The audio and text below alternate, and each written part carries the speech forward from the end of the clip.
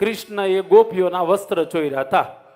તો તમે પહેલા એ તો વિચાર કરો, કૃષ્ણએ ગોપીઓના વસ્ત્ર લીધા ત્યારે કૃષ્ણની ઉંમર કેટલી હતી એ વિચાર કર્યો? આમાં ભાગવત કોઈ વાંચ્યું છે આખું? કૃષ્ણએ ગોપીઓના વસ્ત્ર હરણ કર્યા ત્યારે કનૈયાની ઉંમર કેટલી? 5 વર્ષ કે 6 વર્ષ?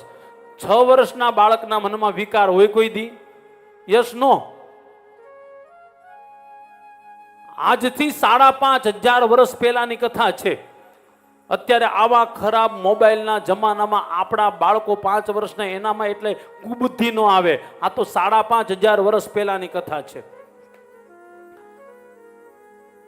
માફ કરજો પણ આ બધું સમજો.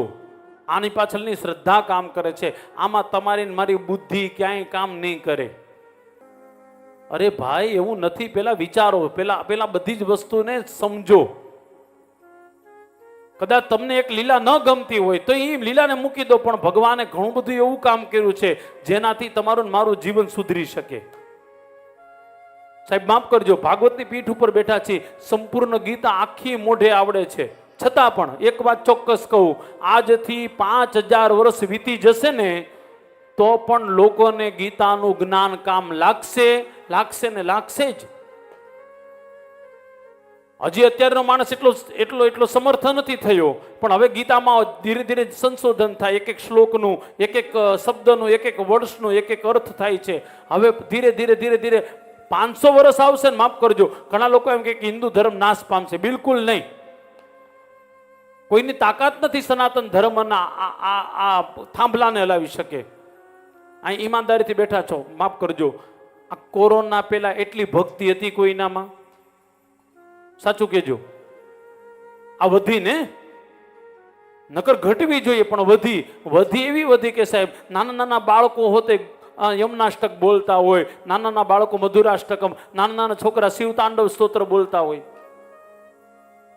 અને હજી આપણે તો હારે જ છીએ. આપણે ભગવાનની દયાથી હજી તો 100 વર્ષ જીવવું છો. આપણે હજી 10 વર્ષ પછી કદાચ ભગવાન કરે ના સંજીવભાઈને બહુ જાજા પૈસા આપે, 10 વર્ષ પછી પાછી સપ્તાહ બેહાડે પાછા મળશું. આપણે 10 વર્ષનો ગેપ આપીએ આપણે એમને, તો 10 વર્ષ પછી જોજો ભક્તિ ઘટી નહીં હોય, ભક્તિ વધી હશે. ઉલટાના લોકોને શ્લોક વધારે આવડતા હશે. અરે સાહેબ મેં જોયેલું છે, કોરોના પહેલા કોઈને ત્રંબકમ મંત્ર આવડતો નહોતો, અત્યારે ઘેરે હવારમાં પોરમાં, કારણ કે બીક આવી ગઈ.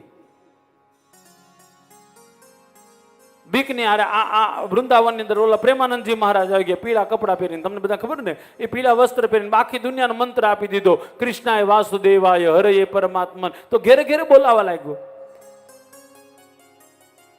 સમજાય છે કે નહીં? કોઈના રૂપમાં ભગવાન જેમ જેમ સમય જાય તેમ ભક્તિ, જ્ઞાન અને વૈરાગ્ય વધાર્યા કરે છે. આપણે એવું માની બેઠા છે કે ના આમ ન હોય ના. આપણા કીધા કાંઈ ન થાય. પરમાત્મા બધું એનું કામ ડ્યુટી કરતા જ હોય છે.